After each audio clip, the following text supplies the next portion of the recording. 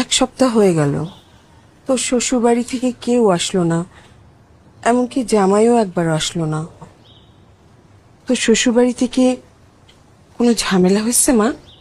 না, আমি তো ওকে আসতে মানা করছি।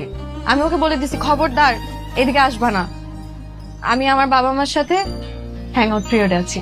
হ্যাং আউট পিরিয়ড শেষ হোক তারপরে আসবো। এই যে দেখো না, আমার শাশুড়ি আমাকে প্রতিদিন ফোন দেয়। আমার শাশুড়ি আমাকে এত আদর করে মা, আমার এত যত্ন নেয়। এই যে দেখো, প্রতিদিন আমাকে ফোন দেয়। কই, এখানে সব তো তুই ফোন দিয়েছিস, আরে আরে কেউ ফোন দেয় নাই। আমি কল ব্যাক করছি, তুমি দেখলে বুঝো না? উনি তো আমাকে প্রতিদিন ফোন দিতে দিতে পাগল বানায় ফেলে। আমার শাশুড়ি আমাকে প্রতিদিন ফোন দেয়, আমার জামাই আমাকে প্রতিদিন ফোন দেয়। আচ্ছা শোন, চা খাবি? একটু চা করে নিয়ে আসি। আচ্ছা।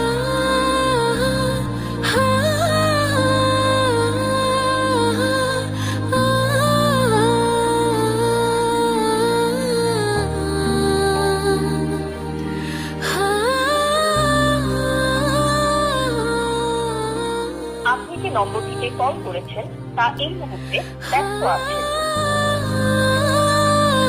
হ্যালো তামিনা, আমার একটা উপকার করতে পারবি রে? হ্যাঁ বল। তুই তো আমার গাইনি ডাক্তার দেখাই ঠিক মতন ওষুধ দিছিলে না? হ্যাঁ, গানি ডাক্তার দেখাই তো ওষুধ দিছিলাম। আমি তো সব ওষুধ ঠিকঠাক মতন খাইলাম, তারপর কোথা থেকে যে মিসক্যারেজ হয়ে গেল আমি না কিছু বুঝতেছি না। তো দুলাভাই 2-3 দিন ধরে আমার ফোন ধরে না, বুঝছিস? আমার এই বাসা থেকে নিয়েও তো যাইতেছে না। তুই একটু তোর দুলাভাইয়ের সাথে কথা বলবি রে, একটু বুঝায় বল প্লিজ। দেখ একটু, যদি এই দেখা করে কথা বলা লাগে ওইটাও একটু কর, কিন্তু একটু বুঝায় বল না, আমার এত ভুল বুঝতেছে। আচ্ছা আচ্ছা ঠিক আছে, তুই রাখ, আমি দেখতেছি। একটু প্লিজ একটু কথা বলে দেখ কিছু করা যায় কিনা। আচ্ছা ঠিক আছে। ভাইয়া, আপনাকে বারবার ফোন দেওয়ার কারণ হচ্ছে আপনার সাথে আমার কিছু কথা ছিল সেজন্য। আপনার কারণে বাচ্চা মিসক্যারেজ হয়েছে, আপনার সাথে আমি কি কথা বলবো? ভাইয়া, বুলবুলিকে যে ওষুধ দেওয়া হয়েছে সেটা আমাদের গাইনি ম্যাডামের সাথে পরামর্শ করে দিয়েছি। এই প্রেসক্রিপশনের জন্য মিসক্যারেজ হতেই পারে না। তাহলে মিসক্যারেজ কি জন্য হয়েছে? মিসক্যারেজ নানা কারণে হতে পারে। আর আমি ওকে প্রথমেই বলেছিলাম যে একটা বড় গাইনি ডাক্তার দেখা, কিন্তু আমার কোনো কথাই শুনে নেই। বারবার বলছে যে ভালো গাইনি ডাক্তার দেখাতে হলে আপনার পয়সা খরচ হবে। ও কোনোভাবেই আপনার পয়সা খরচ করতে চায়।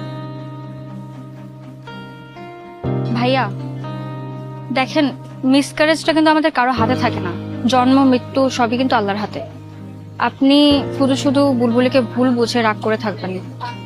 আসলে এতে কোনো দোষ নাই। আপনি ওর উপর রাগ না করে ওকে বাড়িতে নিয়ে যান।